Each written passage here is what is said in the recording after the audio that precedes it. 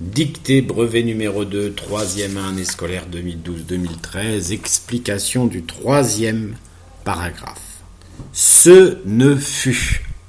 C'est la formulation C, démonstratif, d'accord, c'est apostrophe EST, mais au passé simple de l'indicatif. Donc le C apostrophe du fait de l'existence du F de la conjugaison du passé simple de être, eh bien, se retransforme en ce.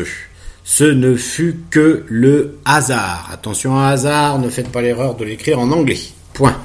Le même, il s'agit ici d'une forme pronominale qui remplace le hasard, que celui. Ici, celui est pronom démonstratif, donc qui remplace celui, fait retrouver. Fait obligatoirement, du coup, prend la personne et le nombre de celui, puisqu'il prend la personne et le nombre de qui. Retrouver. Remplacé par découvrir pour vérifier là encore si vous avez affaire à l'infinitif ou participe passé ou une autre terminaison. Un objet égaré. Prenez le verbe perdre, un objet. Donc pour savoir ici que égaré est un participe passé finalement utilisé comme adjectif qualificatif. Et évidemment on prend le genre et le nombre de objets définis par le déterminant 1. Quand il, attention à la liaison quand il ne faut pas vous tromper. Vérifiez si vous pouvez remplacer par lorsque. Vous pouvez remplacer par lorsque, ça s'écrit QAND. Si vous pouvez remplacer par en ce qui concerne, c'est QANT. N'est plus cherché. Qu'il n'est plus remplacé par le verbe découvrir. D'accord ? Point. J'avais, verbe avoir, toujours autant de narration de ce texte, sujet J apostrophe mis pour la première personne du singulier, la feuille sur moi, attention à sur, réfléchissez, faut-il pas un accent, est-ce que ça veut dire au-dessus de quelque chose, à l'intérieur de quelque chose, ou ça veut dire quelque chose de la certitude, à vous de voir. Un courant d'air, rien de particulier.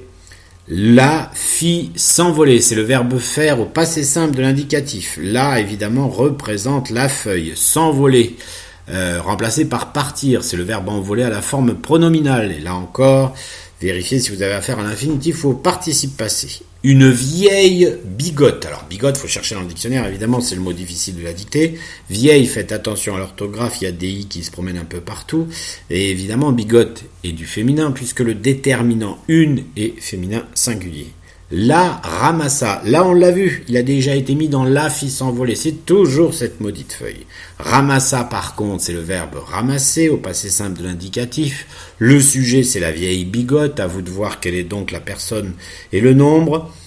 Alors qu'elle tombait au sol. Attention à alors, il n'y a qu'une orthographe possible, mais c'est alors que, et évidemment que était l'idée devant la voyelle tonique de elle.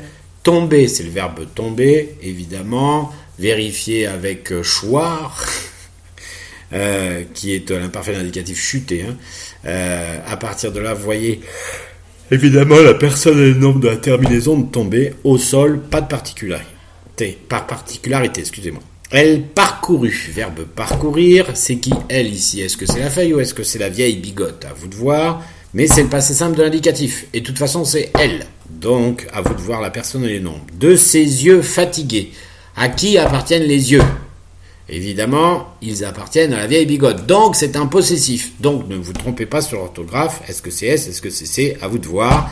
Fatigué. Évidemment, ici, yeux prend le nombre qu'indique C et fatigué prend le nombre qu'indique C. Mais fatigué, qui est un participe passé employé comme adjectif qualificatif, prend aussi le genre de yeux.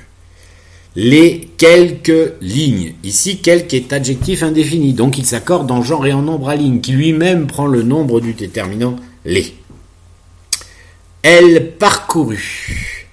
De ses yeux fatigués, les quelques lignes, excusez-moi. Elle sourit. Verbe sourire, passé simple de l'indicatif, le sujet c'est elle, à vous de voir. Et, virgule, me regardant. Vous faites suffisamment de conjugaison pour reconnaître ici un participe présent. C'est le participe présent du verbe regarder. Et regarde qui? Moi, représenté par le pronom me. Elle finit par parler. Toujours le verbe finir, là, au passé simple de l'indicatif. Par, à vous de voir l'orthographe, parler, remplacé par dire, par exemple. Et vous verrez si vous avez affaire à l'infinitif ou le participe passé. À la ligne, je le mets là dans le même paragraphe parce qu'il n'y a que deux mots. Ouvrez les guillemets, mon garçon. Évidemment, ici, vous avez un groupe nominal avec 3 points de suspension.